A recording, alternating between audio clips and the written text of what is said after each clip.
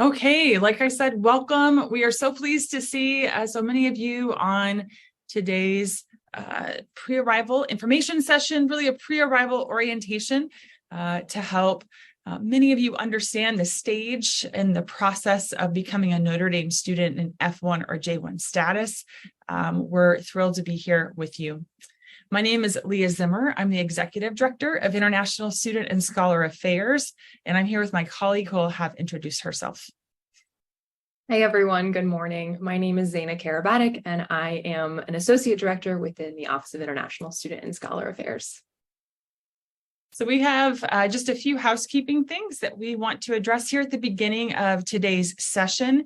But really the purpose of this conversation today is to give you some information that will be helpful for you, whether you are in the stage of you're waiting on your I-20 or DS 2019 from the ISSA office, you have the I-20 or DS 2019 and you're figuring out what's next. Maybe you already have a visa appointment. Maybe you have already had the appointment. So we know students are at very different stages at this point in the year. And so we're going to address information that should be helpful for everyone, no matter where you are in the process. We're going to offer this session again next week at 5:00 p.m. Notre Dame time. So if you want to jump on again next week, you absolutely can. Then ongoing sessions that we told you about will continue to happen over the next few weeks. And those are really much smaller information sessions, maybe a 10-minute presentation, but lots of time for students to just jump on, ask the questions that you have for what you're experiencing at that time. So May and June, we know, is very busy as students are making plans. We are also have a chat option. So what we're going to ask you to do is put your questions in the chat. We will address questions by topic. We have 3 different sections of today's presentation. We'll address those by topic at the end of each section. Section. And then at the end, we'll leave time for questions. If your question is super specific, like my uncle is giving me money from here, my company is funding me, sponsoring, it's super specific to your situation, then we'll ask you to leave that at the end. But if you have a more general question, there's this question on the DS-160 about my academic contact. Who is that? We can answer those in each section. Zaina, if you could go to the next slide. So just a little bit of information about our office. We did issue the I-20 or DS 2019. We'll talk more about those documents, but the ISSA office, ISSA, is responsible for all of the immigration advising and reporting for the university. So that's students, scholars, faculty, and we really love our students, our F1 and J1 students. There is currently a team of 7 that are serving more than 2,000 international students here at the university. That includes those of you who are coming into the university this fall, those students who are on campus, and those students who have graduated and are working on OPT, STEM OPT. And then our office also does some pieces with community engagement and with just navigating life in the US. So taxes, social security numbers, driving in the US, we have a lot of resources come out of our office for that. We do want to know kind of who's on the call before we get started. So Zaina is going to put up a poll, and if you could just answer quickly and let us know what is your education level and what part of the world are you from? That just gives us some information about who's here with us today.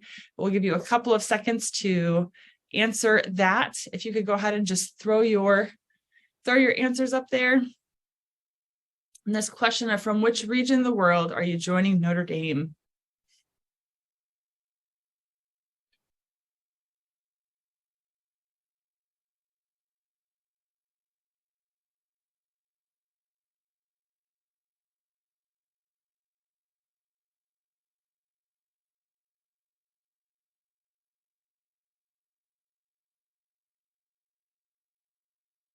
Maybe 5 more seconds for everyone else to get a chance to answer.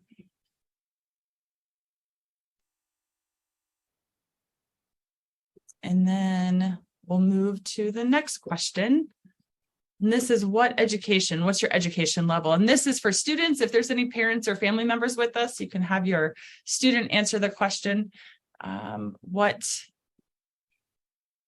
Second question, if you scroll down, is what is your education level? Perfect. So we're great. It's exciting to see a mix of students from all over the place, but also a lot of different education levels. So we will make some distinctions through our presentation about for students who are coming in as an undergrad, coming in as an exchange, a professional student, PhD student, master's, all of that. So our 3 sections for today's conversation, the first is understanding your F1 and J1 documents. And this is really essential for your, no matter where you are in the process. So maybe you've had your I-20 for a while, you had your visa appointment. It's still really important to understand what documents you have, what are you working with, what are you carrying with you, and what do you need to be checking for throughout your program at Notre Dame. The second is for those students who are working on the DS-160 and working on the visa appointment, we have some information for you. And then the third is that conversation about arriving in the US, what do you need to know in getting to campus? As you are maybe starting to think about your travel plans, we'll provide some information there. So I'm going to move it to Zaina to talk about understanding your immigration documents. And I'll just say again, we're so pleased you're here. Looking forward to continuing conversations in the next few months, and looking forward to welcoming you onto campus whenever that may be. Awesome. Thanks, Leah. So I see some people have actually already started putting some messages in the chat. Hopefully some of these questions will get answered throughout the presentation. But again, if there are any pending questions that haven't been, then we will get to those a little bit later. Wonderful. So we're going to kind of take a closer look at some of these immigration documents that are going to be relevant to you all as you're planning your travels to the US to begin your programs. For many of you, this may be the first time that you've been issued an I-20 or DS-2019, or really had to take a close look at your passport and understand how that information is relevant to certain immigration processes. So we just wanted to make a few notes to make you aware of kind of where we're pulling some of the information when we're creating these immigration documents for you. So we've divided this passport photo here into this visual inspection zone and then the machine readable zone. The most important thing for you all to understand is that the machine readable zone on your passport is how your name is configured officially. And so when we're populating your name onto your immigration documents, this is the format that we're going to be using. So here, you'll see that there's always going to be, and if you were to look at your current passport as we're going through this, you would see the exact same thing. You'll see a country code at the beginning, and then you'll see your last name, your family name. And then there's 2 carets here that are going to separate that from your given name or your first name. If there's only 1 caret separating the names, then that is still considered one name. So for example, this person, their given name, their first name would be Anna Maria, and then Erickson would be the last name. And so this is where we're getting the division of names on your passport. It is all coming from this machine readable zone. And so many of you may look at that name and you may say, oh, well, actually, I prefer that my name be configured in a different way. And for the purposes of the preferred names section on the passport, really the only reason we would put a preferred name here is if there's maybe some sort of special characters in your name, something like an accent or like an umlauts or something in your name that maybe we would put that in the preferred name. But in the primary name on your I-20 or your DS-2019, it's going to align, or rather it should align. So if it doesn't, please let us know, with this machine readable zone on the passport. That's where we're getting this from. Some of you may also have noted that there is a passport name field on the I-20 and that may be blank, which we want to confirm with you is fine. And we're going to get into more detail with the I-20 in just a moment.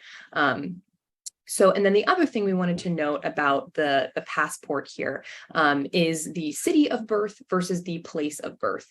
So for some of you, the place of birth may actually not be the city in which you were born. It may actually be something like the province. A lot of Chinese passports will put the province and not necessarily the city. But when we're pulling that information for the purposes of issuing an immigration document, we're looking for the city of birth. And so it's okay if that doesn't exactly match, as long as the city of birth information is correct on the I-20. So now taking a closer look at the Form I-20. So all of you who are planning to come to the US to begin your programs in F1 status should have been issued at this point a Form I-20 that looks like this. And so as we're kind of looking and, excuse me, making sure that all of this biographical information is correct, a lot of that responsibility is going to fall to you. So when we give you this I-20, we're assuming that the information is correct based on the information that we have on file. But it really is your responsibility to review this document and make sure that all of this information looks correct. And not only that, but then to let us know if there are any changes that need to be made. If the name on your passport, the primary name information, doesn't match the machine readable zone of your passport, then that would be something we would want to fix prior to your travel to the US. If the city of birth is actually incorrect, if you put the place of birth or the city is perhaps it's just a different city, please let us know so that, again, we can make that update. Check the country of citizenship. Remember that if you're a dual citizen, that you can only have your F1 status tied to one country of citizenship. And so the country of citizenship listed on your passport should match with the passport that you plan to apply for the visa with at the consulate. And then that should be the same passport and visa that you use to enter the United States in F1 or J1 status. And we're going to get to the J1 documents in just a moment. Make sure your date of birth is correct. Again, all this information, make sure you're doing a thorough review prior to scheduling your visa appointment, prior to actually traveling to the US, and then notify us if there are changes that need to be made.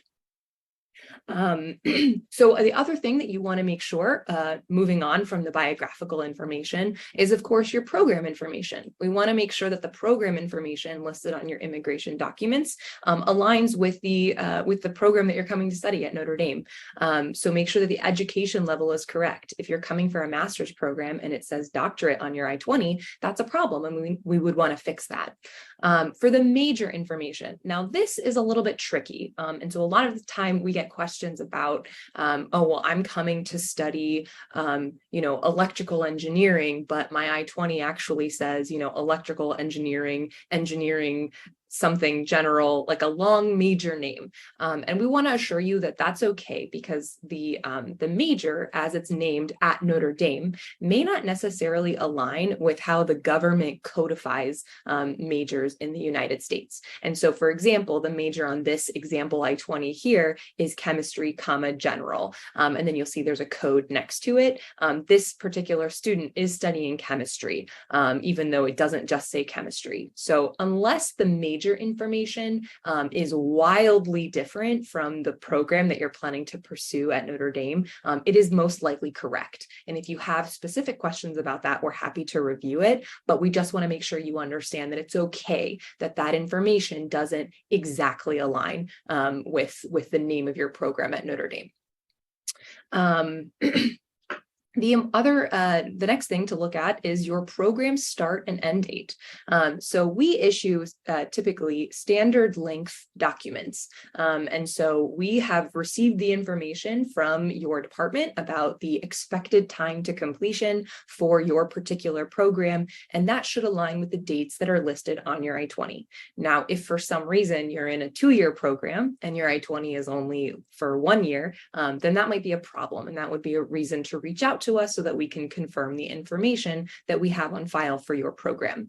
But the other important reason that you want to confirm that you understand this information is because the program start date on your I-20 is going to indicate the timeline for which you can enter the United States to begin your program.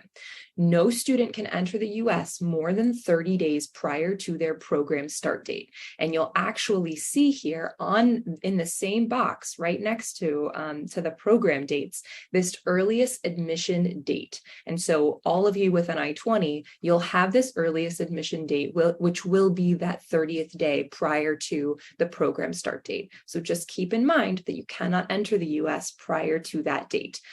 Remember that when you're making your travel plans. And then ultimately, if as you're here in your program at Notre Dame, if that program end date needs to be adjusted for something like an extension or something like that, that's something that we can work with you on when you're actually here in your program. But we do, as I mentioned, issue these standard length documents for what the expected time to completion is for your particular program. So now we want to move on to the financial section. So when you all applied for your immigration documents, you had to submit confirmation proof of funding that you could cover at least the first year of your program, the first academic year of your program, I should say. And so the reason that that's important is because you'll see here this average cost for 9 months. Now, some of you may have questions because maybe some of you were given funding for 12 months, but for the purposes of issuing these immigration documents, we're really looking at funding for the first academic year. That's what we at ISSA are required to confirm in order to issue these documents. So we're issuing it for the 9-month academic year. That being said, if you're receiving more funding than just for 9 months, we still listed that whole year of funding in the breakdown of your student funding here on the right side. So actually all the funding that you're receiving from the university should be listed here. And then if you may have shown funding actually for more than the expenses that were listed, please note that if you were getting funding or you showed personal funding that was in excess of the requirement, that we just subtracted it to make it exactly match the estimated expenses, which would be listed here on the left-hand side. So just the other thing to confirm is just that the information here for funding is actually reflective of the documents that you showed us for funding, because keep in mind, those are the documents you're going to need to carry to the visa appointment to show the consular officer. And so we want to make sure that that information aligns. If you have questions about the funding breakdown on your document, don't hesitate to reach out. Okay, moving right along. So we are going to go to the second page now. The second page for all of you will actually be blank, which is okay. It may get filled out more as you are in your program at Notre Dame, but it may be helpful for you to understand kind of these different parts, particularly here, this employment authorization. For now, it's going to be blank, and it will actually not be, you won't see any information here until you arrive on campus and you become eligible for something like curricular practical training or optional practical training or CPT or OPT. So if you were to be authorized for like a summer internship, for example, during your program, and you applied for CPT, once ISSA authorized it, that's when you would see something here. The point is that for right now, it's blank, and that's perfectly fine. The other area that a lot of students, especially students who are first arriving in the US for their program, one of the questions we get asked is about this travel endorsement section of the I-20. Oh, I got a little bit ahead of myself. For the travel endorsement section, please note that for initial students, which for those of you entering the US for the first time on your as an F1 student, you are considered to be in initial status right now. For those students, we do not issue travel signatures right now, and that's okay. You will not need it to enter the US this first time. Now, once you arrive in the US and you'll plan to travel after that arrival, then we will issue a travel signature for you. But for right now, it is perfectly good and fine that there is no travel signature given on page 2 for right now. It will not be necessary for this initial arrival into the US. And then once we do give them, just to note that they'll be valid for a year at a time, and you'll be able to see all that information when we provide the signature. One other thing I do want to mention, because it does come up fairly often, is this current session dates. Again, for right now, this is going to be blank, but once you all arrive in the United States and we confirm with the US government that yes, you've arrived, you're maintaining your F1 status, the next I-20 that you get will have dates populated here, and those dates will coincide with the semester dates of the given semester in which we've issued the document. Now, this I-20 may still be your valid I-20 when that semester is over, but those session dates may not change until the next time we issue you an I-20. And I just want to confirm that that's fine.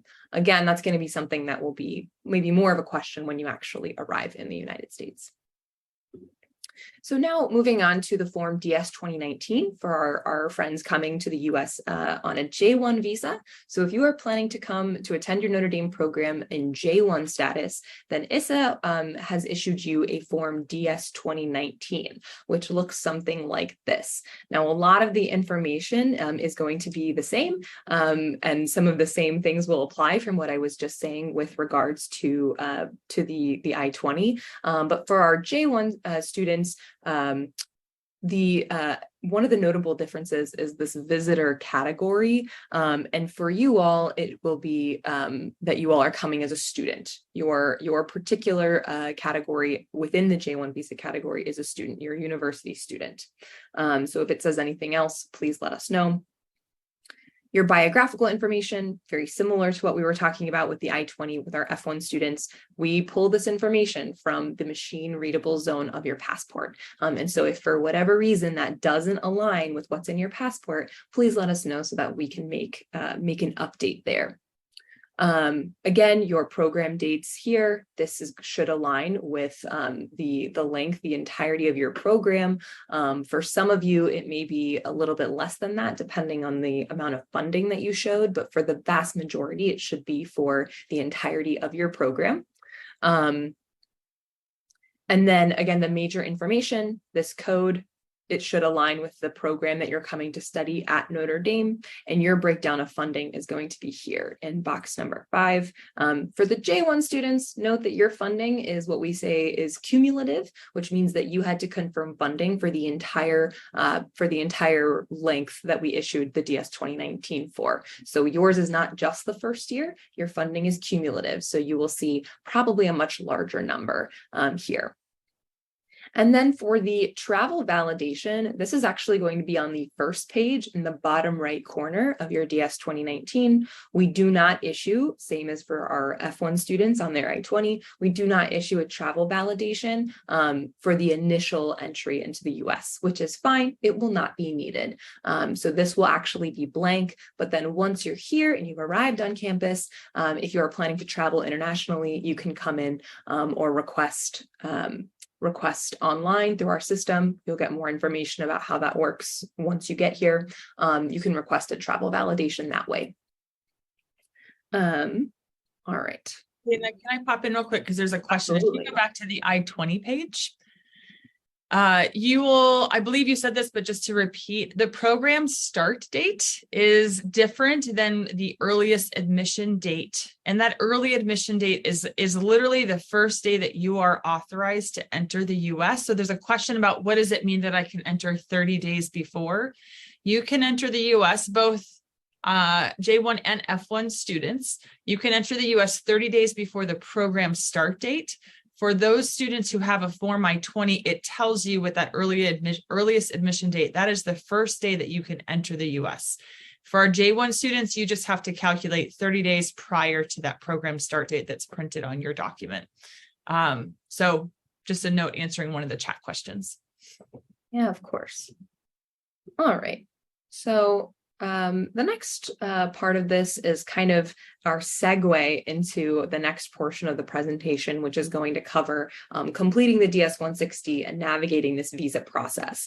So obviously, you will need to have your Form I-20 or DS-2019 with you when you go to this visa appointment. This is a very important document showing that the University of Notre Dame is sponsoring this student or helping to facilitate this process of getting the student visa for you to come to attend your program. So make sure that you, as we've said before, review the I-20 or DS 2019 for accuracy. Make sure that you've reviewed all the points that we just touched on. Make sure everything looks good. If it doesn't, reach out to us. Hopefully it's all correct.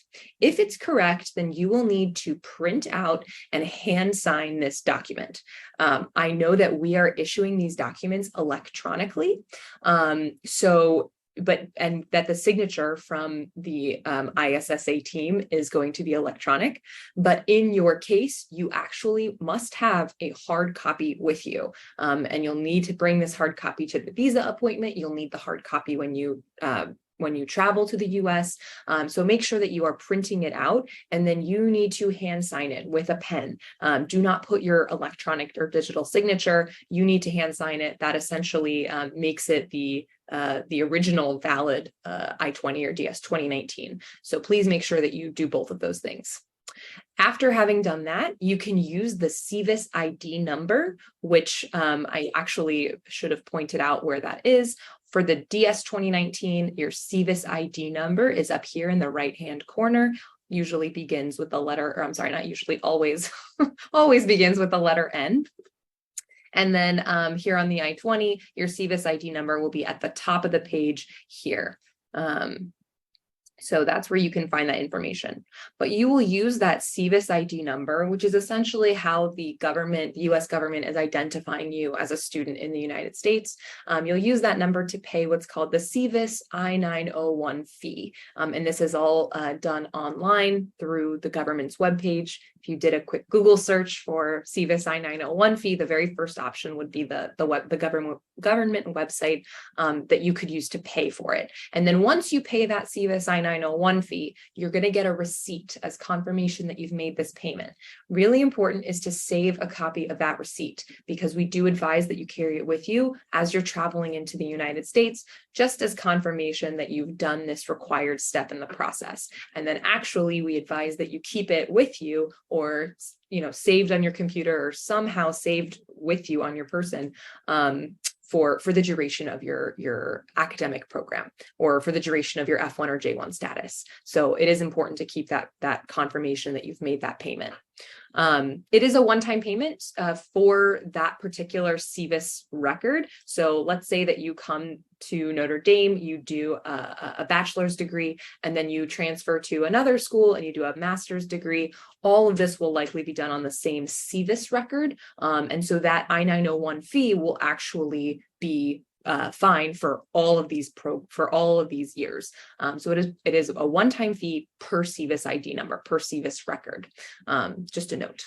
So the next part, after you've paid that fee, is to prepare yourself for the actual visa appointment, which we're going to talk a little bit more about how to schedule that appointment in the next section. But you're going to want to gather the relevant documents. What are the relevant documents, you might ask? Well, ISSA has a very helpful webpage called Apply for a US Visa. And we actually list out very explicitly what each of the documents are, at the very least, that you'll have to carry with you when you go to the US consulate to apply for the F1 or J1 visa. And so we've conveniently provided this fancy QR code here for you to use to take you to this Apply for US Visa webpage, which will have a lot of other helpful information that we, of course, want you to read. But if you scroll down, you will actually see a bullet pointed list, very clear, of all the documents that you need to gather, including your I-20 and DS 2019 passport, all of these documents for the appointment. So now I'm actually going to turn it back over to Leah to walk us through what this DS 160 process and what it looks like to navigate that visa appointment. Great. And there are a number of questions in the chat, so I'll make sure to address those in the slides or at the very end for this. I will say the first question is, am I too late if I haven't done the DS 160 yet? And you are not too late. You are actually perfectly timed. Generally, we advise students to work on that and get it scheduled as soon as possible. But since we are still a little over 3 months before the start of classes, if you're coming in the fall, you will have plenty of time. Those of you who may be starting in June may want to get on that immediately. We'll go to the next slide. So this is going to be really focusing on completing the DS 160. Just a few tips and tricks that we have acquired over the years and from other students that tend to come up. So I will actually start with the second bullet point on this slide, and that is that you want to make sure that everything that you enter on the DS 160, and this is really the form that you are completing in order to apply for the J1 or the F1 visa. Everything that is on your DS 2019 or on your I-20, you want to make sure that is identical, that matches what you have put in your application for a non-immigrant visa. We don't have any access to this form. So this is going to be between you and the US government. You're navigating this form. So you just want to make sure that the documentation that we've given you matches. One of the things that we always want to remind students is for each question, there is a small box that has a question mark, and that is a help note, right? So that they will clarify what are they asking for in that question. So be sure to use those help features in the DS-160 form. But there should be a little box with the question mark in it as you're moving through the DS-160 on most, if not all, of the questions listed, and that will guide you through the process.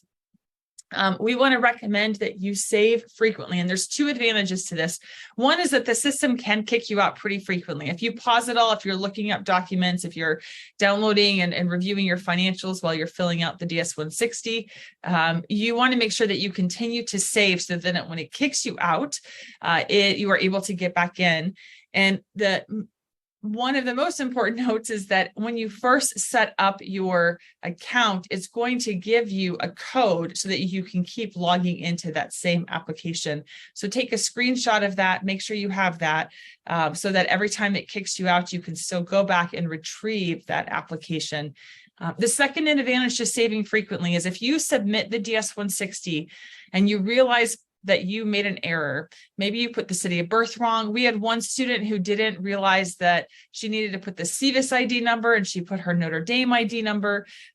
Within 30 days of submitting that DS-160, you can go back in, you can set up another DS-160 account. And if you've saved, then it has saved all of the information. And for those students who have already completed the DS-160, you know it is asking for a lot of information. There's a lot of forms, a lot of fields to fill out. So the more that you save, it's good for when the system may kick you out. It's also good if you need to go back and submit that DS-160 again. If you have had your visa appointment, you were denied for some reason, you need to go back and apply again. All of that information is still saved. You can retrieve it and just get a little ahead of the program. There's also a frequently asked questions page I will put in the chat. This is a really great resource. So this is the US government has a lot of good resources for navigating their systems. And so it's just important to use it. Joaquin, it looks like you're saying it saves automatically once you fill a page and click to continue. That's great news. That must be new. Recently, that has not been the case. So if you have an option to save, then go ahead and keep saving. But thank you for that note. The other thing is, one of the things that we found is once students have completed the DS-160 and they are collecting their photo to take to the visa appointment, there are some very specific directions about what your photo needs to look like. And so please make sure that you follow those directions. If you look up the US visa photo or US passport photo on the Department of State's website, it will give you the exact dimensions, exactly what they're looking for. Typically, that visa photo has to be less than 6 months old. Details like that are really important that you follow before you go to the visa appointment with the photo. And then lastly, the university contact information. It will ask you for the designated school official, which Zaina and I and the rest of the ISSA team, we are all DSOs. We are designated school officials for our students who are in F1 status. For our students who are in J1 status, we are the responsible officers that are signing your application. So when it asks for that DSO, when it asks for the RO or the foreign student advisor, it's asking for the information of the person who issued your DS 2019 or your I-20. So that's the information you want to enter there. For the university contact information or for an academic contact information, when it's asking for that, you are going to put down someone from your host department. It could be your first year advisor. It could be for graduate and professional students. It could be someone from the admissions team. It could be the director of undergrad studies or director of graduate studies.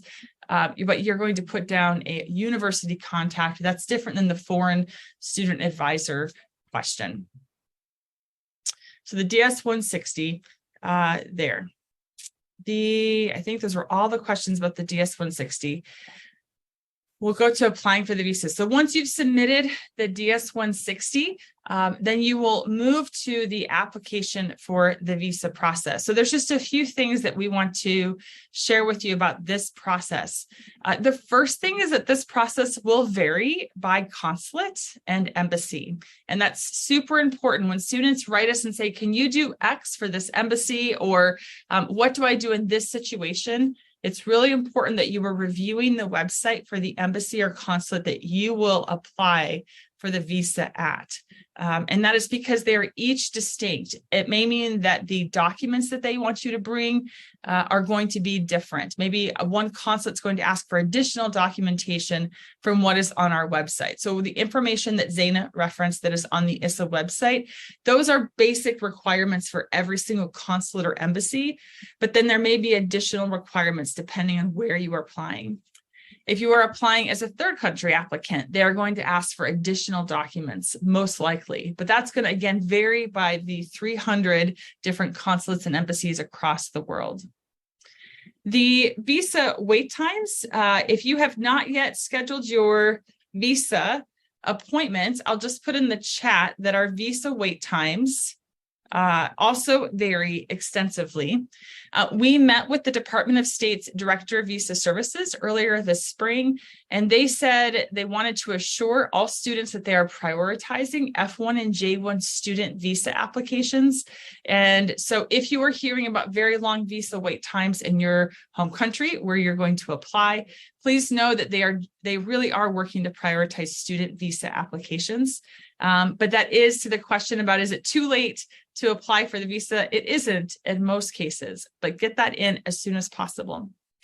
And then we would advise you to monitor for available appointments. The consulates and embassies are adding appointments every week.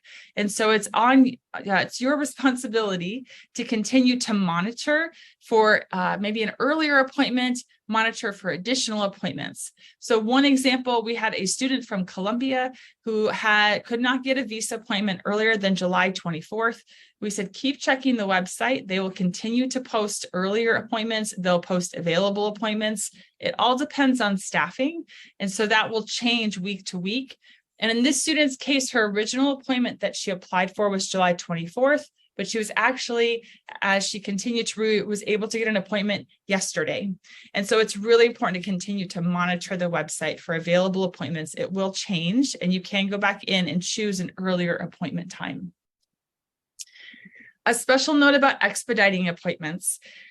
We often have students email us and ask us, please help me get an expedited appointment. And it's really important to remember that your visa application is between you and the US government, and there isn't actually a mechanism for our office or for the university to interfere in that process. We have issued you the I-20 or the DS-2019. You have the admission letter, you have the documents that establish your relationship with the university.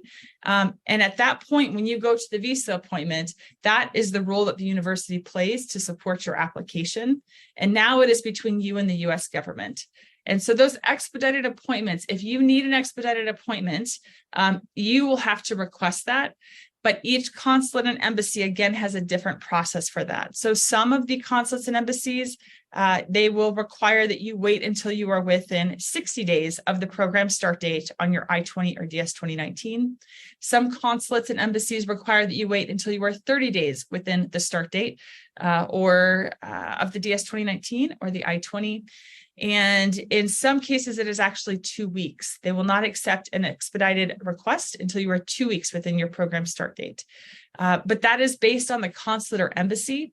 And often you will only have one opportunity to request an expedited appointment. So you want to use that very strategically.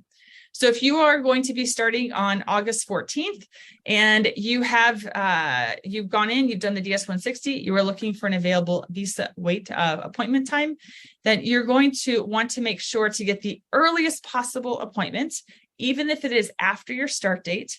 And then as you get closer to your start date, continue to monitor for an earlier appointment time or strategically request an expedited appointment and confirm to the consulate that your appointment time is currently scheduled after your program start date and you need that earlier. The processing times can really vary. So once you've had that appointment time, and the visa wait times on the link that I put in the chat, those are based on from today, the next available appointment is 20 days in the future, 3 days in the future, 60 days in the future. So that visa wait time is about when can you actually schedule the appointment from today. Once you have the visa appointment, then there's another wait time in which the consulate is reviewing your application. They are meeting with you, they're reviewing your documentation. Maybe they're doing a background check. And that wait time can vary from a couple of days to a couple of weeks in normal processing times. If your application is pushed into something called administrative processing, then it's possible that your process to wait for the actual visa stamp sticker in your passport is going to be up to 60 days. And in a few situations, it has been longer than that. And so if you are moved into administrative processing, you want to let our office know. Administrative processing is a bit of a black hole, unfortunately. Things go in and you just have to wait. And that's really true of much of the visa processing times, is you have to just wait for the US government to review your documents and issue the appropriate documents on their timeline. That administrative processing, the other thing we'll note from our conversation with the Director of Visa Services is often a student is asked for additional information. So the consular officer can only approve or deny your application. So they will deny your application, but they will ask you to present more information. So it could be that they want clarification about your funding. It could be that they want clarification about your start date. It could be that there's a discrepancy between the admission letter that you showed them and the I-20 dates. And so they want you to resolve that. If they direct you to administrative processing, you want to make sure that there is no second step that you need to take or additional information that you need to provide. In a couple of situations, students were moved into administrative processing and waited for 90 days, 120 days. And when we reached out and asked, they said, well, you were asked to provide additional information and you didn't. So just make sure you've done everything that you need to do and you're very clear on your next steps if they indicate that your application has moved to administrative processing. A special note about the visa fee, that will be increasing on May 30th of this year from $160 to $185. So if you've already paid that visa application fee, it should have been $160. If you end up paying after May 30th, then you'll be paying $185. So we just want to note that. And you have the SEVIS I-901 fee that Zaina talked about. You have this visa fee. And in some cases, I'll use Ireland, that's a good example. You will also have to pay an additional reciprocity fee. So if you are an Irish citizen and you are applying for your visa stamp, you'll pay the visa fee. And then there will be an additional fee. If you are applying for a one-year visa, that reciprocity fee is $172. If you're applying for a 5-year visa, then that reciprocity fee is going to be an additional $1,100. And so that is between the US government and your home country government. It is based on your citizenship, not on where you're applying. And so it's just important to track that. Most students, you will not have this reciprocity fee, and the visa officer, consular officer will tell you if you also need to pay that before they issue you the visa stamp. And just as a note, I noted earlier that the I-20 and the DS-2019 and your admission letter are the two documents that indicate your relationship with the university. And so additional support letters, unless the consular officer has explicitly stated that they want an additional letter, and they may want an additional letter because they want the information about a host faculty member for a graduate student, for a doctoral student. We often see this with electrical engineering or mechanical engineering, that the consular officer wants to know what is the research that a host faculty member is doing. They want to know what will the student be working on while they're here. In those cases, if the letter is explicitly asked for, then we may be able to provide that. Otherwise, the I-20 and DS-2019 and the admission letter are the documents that that the university has provided for your visa application process. Lastly, just on this visa stamp, sorry, Zainab. When you are issued a visa stamp, unless you are Canadians, you do not need this visa stamp in your passport, but this is literally going to be a sticker in your passport, much like a B visitor visa sticker if you've traveled to the US with a B before. There will be an expiration date on this visa that may not align with the program end date on your I-20. The length of your visa varies, and it depends not on your application, it depends on the relationship between the US government and your home country government. So some students might get a 3-month visa. Some students will get a 1-year visa. Most students will get a 5-year F1 or J1 visa, a 5-year F1 visa, and the J1 visa will be aligned with the DS 2019 dates up to 5 years. So just know that your visa expiration date will vary. Once you enter the US, you can be present in the US even after your visa has expired. This visa stamp is only going to allow you to enter the US. It's sort of that ticket into the US. Once you're in the US, the most important documents are the DS 2019 or the I-20. Zaina also made a couple of really good points about the name matching on your documents, and your name on the visa should match the name on the machine readable zone of your passport, and the name as listed on your I-20.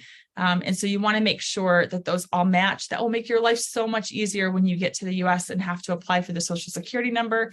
You have to apply for the driver's license, a banking account. All of those things become easier as long as all of the documents are matching. Okay, we can go. So a few just kind of overview of all these documents that we've talked about and your status. The first is that visa stamp, the sticker in your passport, that is allowing you to legally enter the US. That is what it's good for. That's what you're trying to do. It's saying that you are eligible to enter the US, and it allows you to legally enter the US. It does not guarantee entry.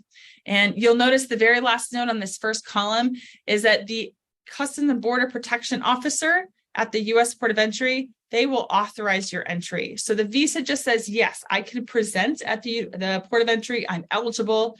I have all of my documents.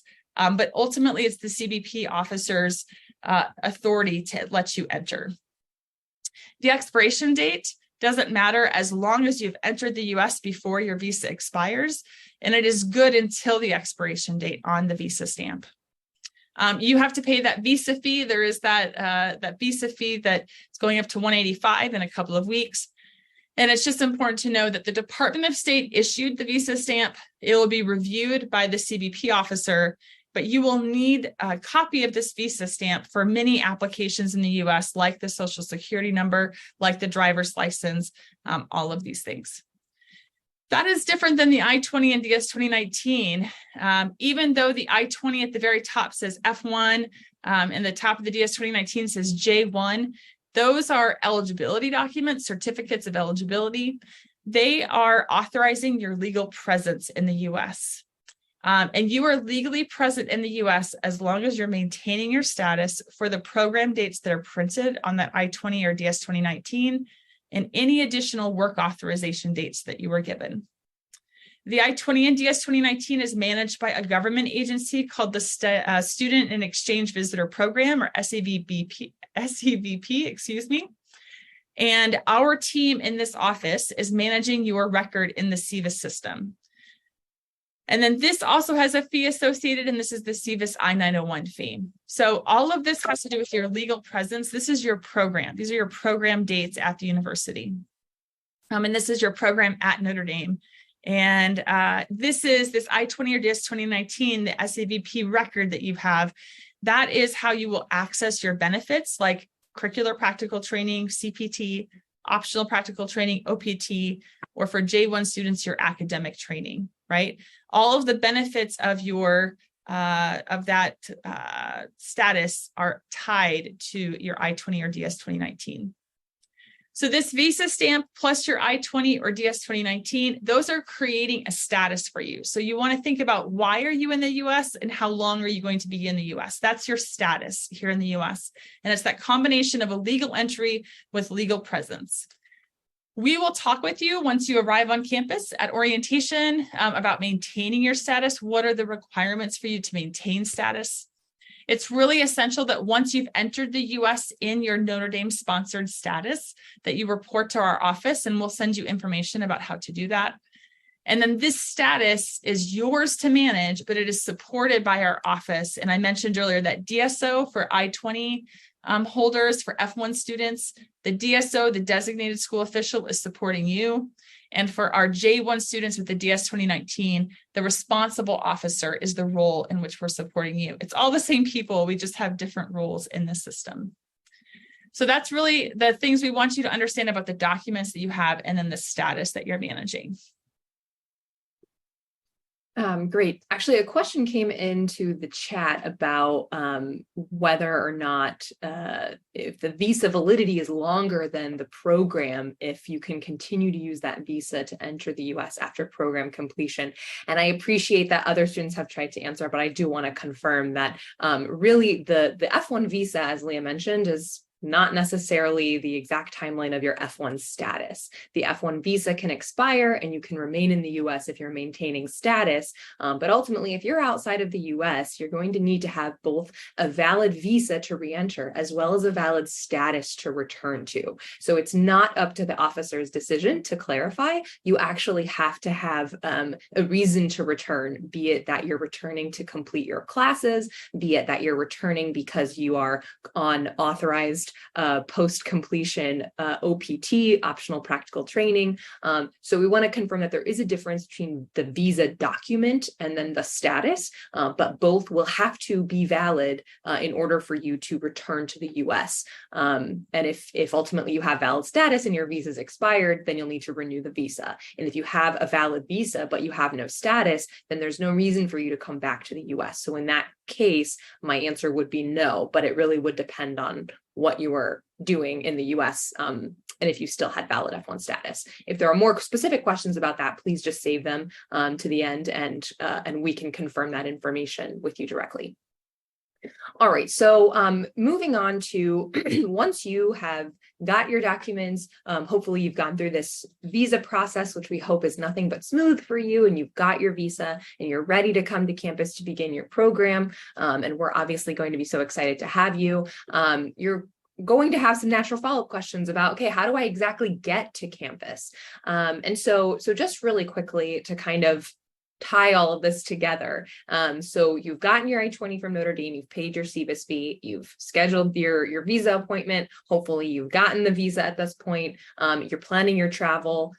You've arrived at the US port of entry with all of your documents on your person and not in your checked baggage. So please make sure you have all of those readily available as you're entering the US, just a reminder.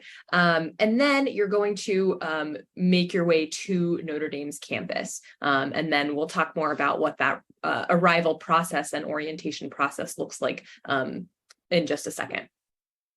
So as we've mentioned before, and I think another question came up about that earliest admission date, but the earliest admission date on your I-20 is the earliest date that you can enter the United States. And that will be no more than 30 days before the program start date listed on your I-20 or your DS 2019. So you can't enter more than 30 days before the program start date. Be sure to have some cash with you upon arrival and access to additional cash if you need it. There may be a gap between the time when you enter the United States and when you're able to set up your bank account. And so in order to get some essentials, things like food, things like a quick run to the grocery store, something that you need for your apartment, a box of tissues, like you may need access to a little bit of cash upon arrival. And so we do advise that you have access to some funds in case there's a gap between when you get here and when you're able to set up a bank account. So just kind of be planning ahead for that financially. There may also be a gap between if you have employment, if you're planning to be working on campus right away, there may be a gap between when you arrive and when the first pay cycle happens. So again, just be planning ahead of time for some emergency money in case you need it. Next is checking timing for transportation from Chicago to South Bend. Most students fly into Chicago O'Hare International Airport. That's the closest major city to South Bend. And so most of you will fly into Chicago as your port of entry. And so be thinking about how you plan to get from Chicago to South Bend. And we're going to go over some of the potential options for you in just a moment. However, I will say that we are primarily advising that it is most efficient for you to fly directly into South Bend, to purchase a flight from Chicago to South Bend. But anyway, the point is that it's important for you to be planning for that transportation before your arrival in Chicago. For those of you that are going to be living off campus, make sure that your timeline for arrival aligns with your ability to go to the leasing office for your apartment and get the key for your apartment. If you're going to be arriving late at night and the leasing office is going to be closed, then you might need to stay in a hotel for one night before you can go to actually go to the leasing office and pick up the key and actually move into your apartment. So just be thinking about that timeline, and you can confirm the open hours of the leasing office with them directly. Make sure that you are planning to enter the US in F1 or J1 status every time. We say this specifically, maybe there are some students that have entered the US in a different visa category before. If you have like a tourist visa in your passport, you really want to be sure that you're presenting your documents at the port of entry to the officer with your F1 or J1 documents. So if you're entering as an F1 student, make sure that the visa that you're presenting to the officer is actually your F1 visa stamp and not something like a tourist visa that you got 5 years ago. Just something to think about. And then a second reminder to make sure that you have all the documents that you need to enter the United States with you on your person. Put it in your purse, put it in your backpack.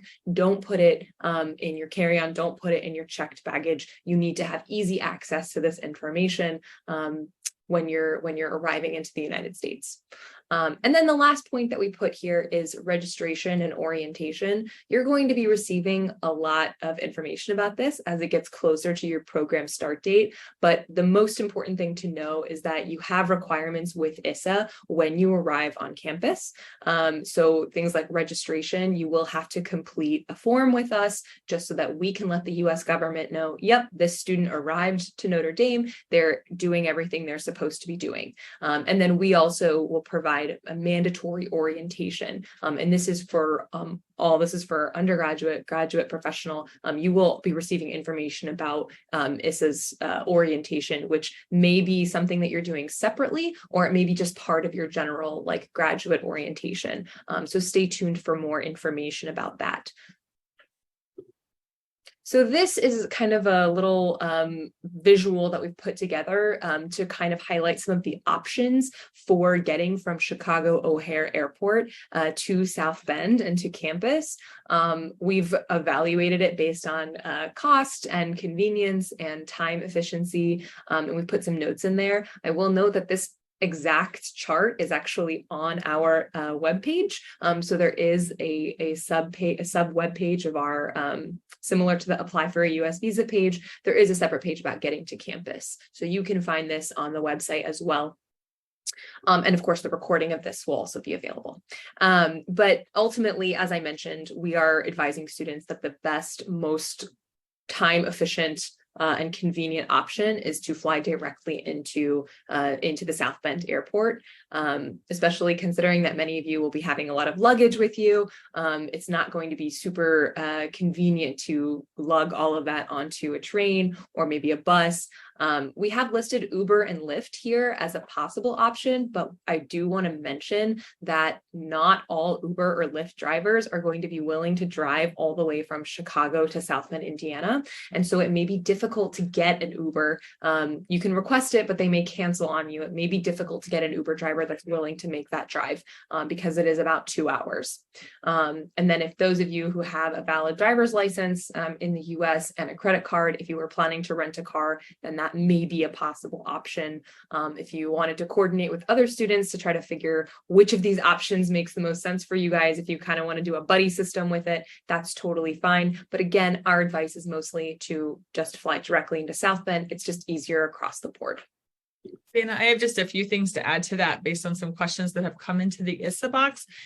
One is that there are private drivers that are located in South Bend that you could hire that might range from $150 to $200. And if you Google that, there's a few that our office has used. That may be an option. Zaina mentioned that joining up with other students might be a good idea and making a plan if you're all going to arrive on the same day. Last year, the graduate student government did organize a few opportunities for students to communicate on kind of a message board and arrange transportation. And then they also did some funding to help reduce the cost of getting from Chicago to campus. And then thirdly, we will have a few shuttles that will operate in August. So if you are traveling to South Bend in July or June, then you would need to look at one of these options. We will have some limited shuttle buses coming directly from O'Hare to campus, and those will be updated on our website in the next couple of weeks. They predominantly come for graduate students who will be attending the August 14th orientation. We will have transportation the Thursday and Friday before then. For undergraduates, we will have transportation on the Tuesday and Wednesday before your orientation and when you're moving into the residence halls. So there's some different options.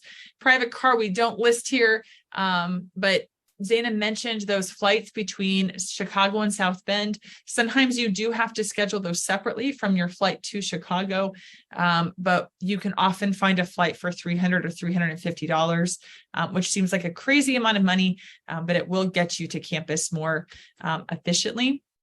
The last thing, I think we slightly mentioned this, but because this transportation question and funding for transportation comes up, I will just remind everyone that the finances that are listed on your I-20 or DS 2019 are for the program dates listed on your I-20 or DS 2019.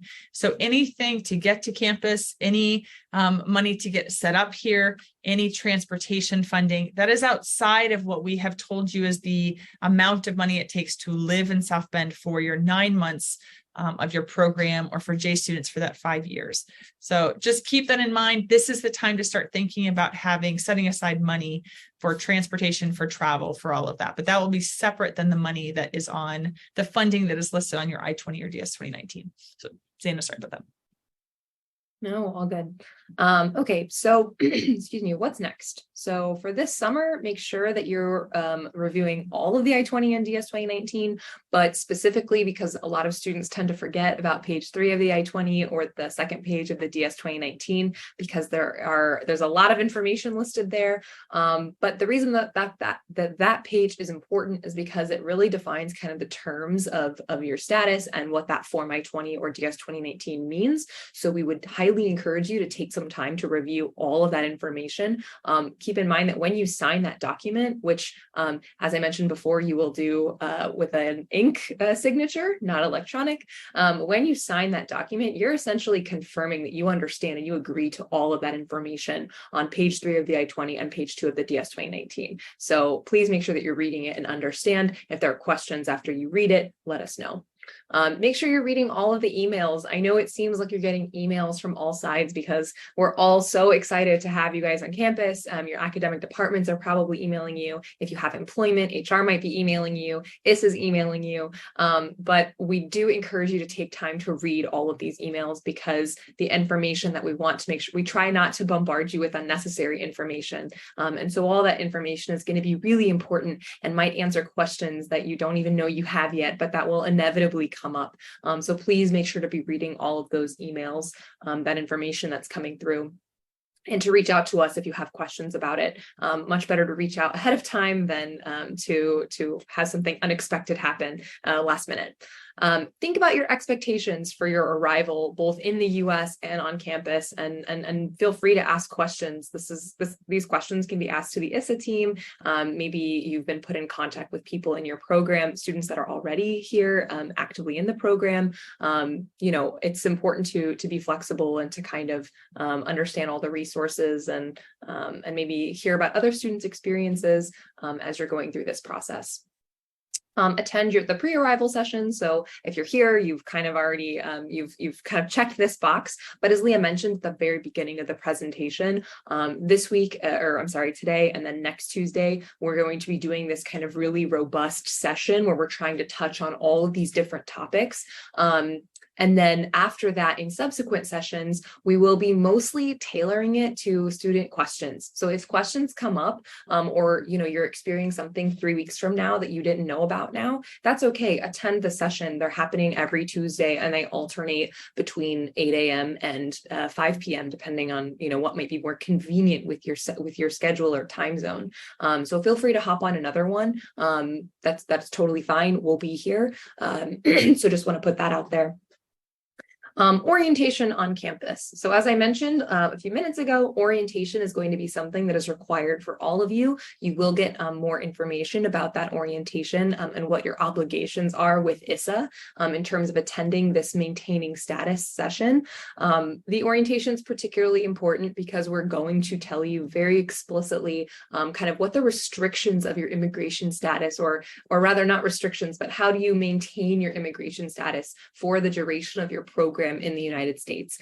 This is going to be information that's going to be relevant to you for years into the future, probably for many of you. So super important stuff. We'll be going over information about getting an SSN, some tax information, health insurance information, things about cultural adjustment. Many of you may have already been in the US before, but even I'm somebody who came to South Bend, Indiana and Notre Dame about 1.5 years ago, and there is a very particular culture here. So even just some adjustment to Notre Dame's culture, understanding US academics, a lot of this information is going to be covered. So that's just to kind of give you a little bit of a preview of what that orientation is going to look like. And for the last time, yes, you will be getting more information about that via email in the coming weeks and months. So now we are going to open it up to questions. I know we've had a lot of questions come in, and there have been some that we haven't yet answered. Feel free to put any questions in the Q&A or the chat. And we'll get to those. And then very lastly, just that ISSA is here to help. We work with the US government, but we do not work for the US government. We work for the university. And so our primary role here is to support you as international students. It is your responsibility to maintain your immigration status, but we're here to support you in that management and advise you through these processes. So there are many avenues that you can reach out to us. We've listed some of them here. We have our webpage, which has so much information. I would definitely recommend that you look at the webpage as a first point of contact with our office to get general information. We are very responsive to email. So we've listed our email address here. And then we have our ISSA link system, which isn't quite relevant to you yet, but will be very important to you as you interact with ISSA upon your arrival to Notre Dame. So anyway, we will kind of turn over to answering questions that have come in. Leah and I can tag team that. And I'll just say one thing that we have had a couple of questions come in about is work authorization. And so just know that at orientation, once you've arrived on campus, we will do a much more extensive overview of work authorization after graduation while you're enrolled at the university on campus versus off campus. The most important thing to say here is that you cannot work off campus upon arrival to the US. You have to be enrolled at the university for 1 academic year before you are eligible for that off-campus authorization. And so it's important to note that you can work on campus. And if you have questions about that or an opportunity, you should ask questions. One student asked about the I-9 process, which is the employment eligibility verification that you will do with Human Resources. There is a part 1 that you can complete before you arrive on campus, but part 2 you cannot complete until you have completed registration with our office, the immigration registration, F1 or J1 immigration registration, and 2, once you have presented your documents to Human Resources on campus. And that's one of those many emails that you're going to get is when you're eligible to fill out part 1, you'll get an email. You'll come to campus, you'll do part 2, you'll present your documents.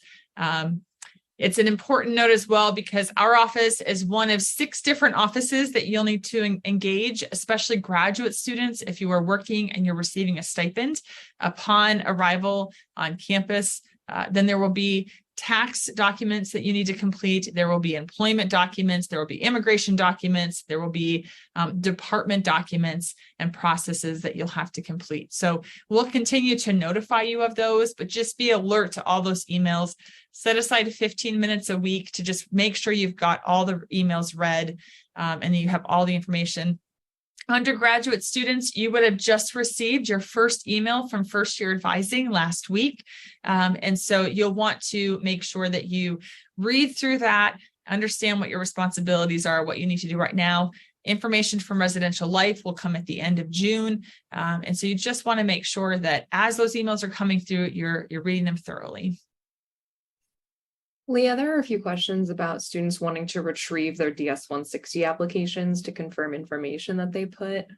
Yeah, so if you are trying to retrieve the application, then you're going to need that initial code that the DS-160 system provided when you first set up your account. And so if you took a screenshot of that, then you should be able to go. There's two options: create a new application or retrieve an application, but you are going to need that code. And so if you go in and retrieve it, then it should populate. You should be able to see what you entered at that point.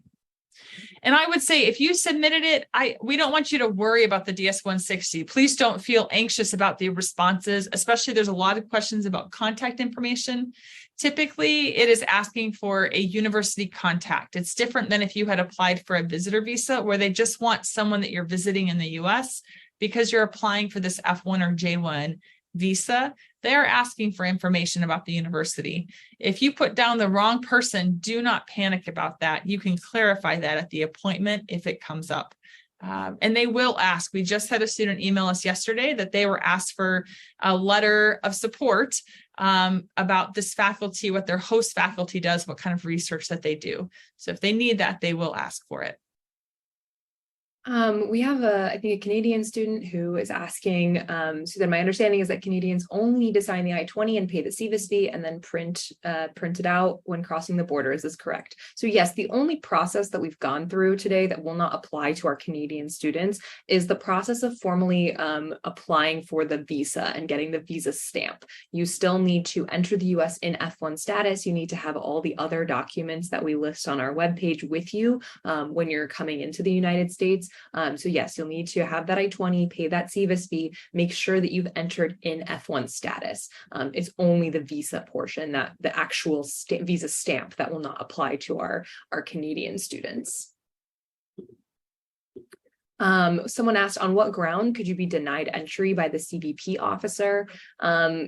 That's a good question, and it's not really one that we can ask because that admissibility, or I'm sorry, that we can answer because that determining admissibility into the US is really fully up to the discretion of the officer at the port of entry. Hopefully, if you have all of your documents, as we've outlined today, everything, matches, you've got your visa, you've got everything good to go, you'll be fine. We don't anticipate that you will have an issue at the port of entry. Obviously, we can't guarantee it, but the good news is that it happens so infrequently that we don't have a solid answer to that. But if you have specific questions that you're worried about, feel free to reach out to us. Dana, I did put one answer because that was in two different spots. One is that we have had students try to enter before their 30 days who were denied entry. And we've had students who tried to enter before their 30 days who were not denied entry. So it's very consistent. It depends pretty explicitly on the officer that you meet with. The second time that we have seen students denied entry is when there was a policy within CBP to deny students entry. And that's generally in the news. It comes up, we can be aware, but we would notify students, but it does happen very infrequently. We just have to make sure you understand the visa does not guarantee entry. Yes. Someone asked, does ND arrange any transportation services from Chicago Airport to campus near to the program date? So we have very specific dates near the start of the fall semester that we are subsidizing some transportation, and that information is all available on our Getting to Campus webpage, which Leah put in the chat. So if you want information about those subsidized buses, you can take a look there. There are a couple of questions about deferring your program if you can't get a visa appointment or if you're denied the visa. And any questions about deferring your start date with your program need to go back to your admitting department, to Mendoza, to the law school, to the graduate school, to undergrad admissions. If you cannot get the visa in time to arrive on campus for your start date, you must go back to that admitting department. We will update your documents based on what they tell us. And so that's important conversation to have with the admissions team from your program. So Mendoza, law, graduate school, architecture, any of those. And kind of similar to that, there was a question about what's the maximum period to that you can like delay taking classes or arriving on campus, or maybe could you start virtually? Most programs will not allow this, and there is a fairly strict policy about arriving by the program start date to attend the required orientations and such. But that is really going to be something, as Leah mentioned, for your department, that you can ask your department. They are going to be the ones to give you that information, and we can only make any changes to your documents after we hear from them. Which I suppose then we should also note that you shouldn't try to enter the US after the program start date if you're not going to be able to arrive on the program start date by the program start date listed on your documents, and your department has approved maybe a day or two for you to arrive a day or two later, then we will need to make that update to your document. So please be in contact with us about that if you've already received confirmation from your department. I'll say too, some students are responding in the chat to other questions, and that is great. Generally, we would advise that you come to our office if you have questions about your status, about a university system, to ask explicitly. It's important if you have questions about health insurance to go to University Health Services. If you have questions about paying, then going to student accounts. If you have questions about your stipend or your program dates or arriving late, then you go directly to your department, because those different academic units and departments will be able to best give you an answer for your situation. So one question about health insurance. Yes, all international students who have an F or J visa are automatically enrolled in the university's health insurance system, but there are some categories of international students who are not automatically enrolled. And so you will want to make sure that if you are an F or J student, yes, you'll be enrolled. If you want to waive the university insurance, there's a process for that. You would need to reach out to University Health Services. I mentioned the shuttle dates. We'll have those confirmed in the next 2 weeks. So continue to monitor the website. We are just finalizing the last couple of dates. I believe they are August 1st, August 11th, and August 12th for graduate students. There's a question about students who are staying in the dorms if they close at Christmas, work in international student stay. So the dorms do, for the most part, fully close. Most of the university is completely shut down around Christmas time. We do try to evaluate the need for that sort of, for students who are unable to return, but it is very, very limited, the options that students have during that time. So the expectation is that students are leaving the university, the dorms are closing. Students are usually either returning to their home country, they're traveling, or potentially staying in a hotel. But yes, the dorms do, and the university nearly fully shuts down for about 10 days over the Christmas holiday.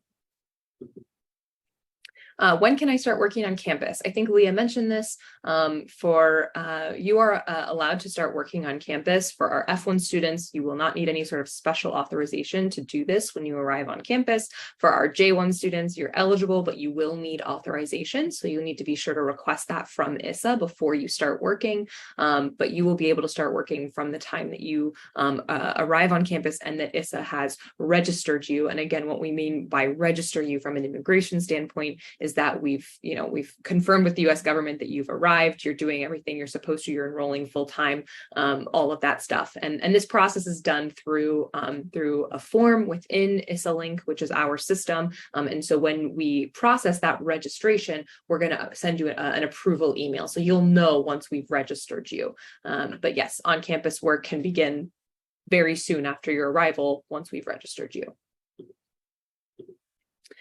Based on previous experience, if my appointment is on July 26th, is it too late? So I need to ask for an expedited appointment at some point if I cannot reschedule it, or it's fine. So I'm not sure who put this, but it would really depend on your program start date. And unfortunately, we can't really speak to how long that particular consulate is taking to issue the visa stamp. So it depends on what that visa, that processing time looks like. If you're a fall start, if you're starting in August for the fall 2023 semester, then that is, it might be cutting it a little bit close, but again, it really depends on how quickly they're able to issue that visa. You can try to request an expedited appointment once you're within about 4 to 6 weeks of your program start date. So you, and as Leah said, you can also be monitoring the webpage of that particular consulate, excuse me, to see if earlier appointments open up. So if it's possible to get an earlier appointment, that might be safest. If you're able to reschedule it. If not, then we would say keep this appointment and try to work with it, hope for the best. And then of course, keep both ISSA and your department in the loop about kind of how that's going, just in case ultimately you're not going to be able to arrive in time, to kind of figure out what the rest of your options might be. If maybe a deferral is the more appropriate, is the most appropriate kind of action to take. All of that confirmation will come from your department. When do you recommend to open a US bank account? Can I do it before having my visa? So no, you will most likely, it'll make the most sense for you to open a US bank account once you arrive in the US and on campus. And we do actually, as part of all of the events that will happen around like welcome weekend at the start of the semester. I'm not sure if this is a summer start. I can answer that if it's a summer start as well, but we do actually have like a resource fair, and we bring banks to campus to kind of work on that process with you to make it more convenient. But once you're here, you can actually just go to the bank of your choosing to open the bank account. But no, it would make the most sense for you to do it when you're here, not prior. All right. Not seeing any other questions, but if you have other questions, feel free to include them. I'm going to go ahead and stop the recording, but we will still stick around for any last minute questions.